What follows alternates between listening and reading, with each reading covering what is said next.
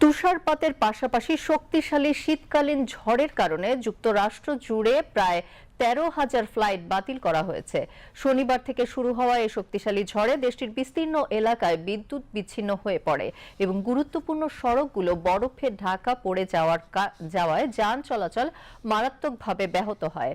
আবহাওয়াজনিত দুর্যোগের কারণে দেশটির অন্তত ১৭টি অঙ্গরাজ্য ও ডিস্ট্রিক্ট অব কলম্বিয়ায় জরুরি অবস্থা জারি করেছে স্থানীয় কর্তৃপক্ষ। ঝড়ের প্রভাবে নিউ মেক্সিকো থেকে নিউ ইংল্যান্ড পর্যন্ত প্রায় ১৪ কোটি মানুষ অর্থাৎ যুক্তরাষ্ট্রের মোট জনসংখ্যার ৪০% বেশি শীতঝড় সতর্কতার আওতায় রয়েছে।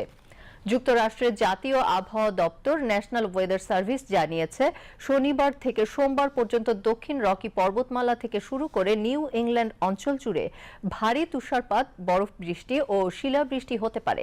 একই সঙ্গে টানা কয়েকদিন তীব্র শীতের জন্য প্রস্তুত থাকতে বলা হয়েছে জনগণকে।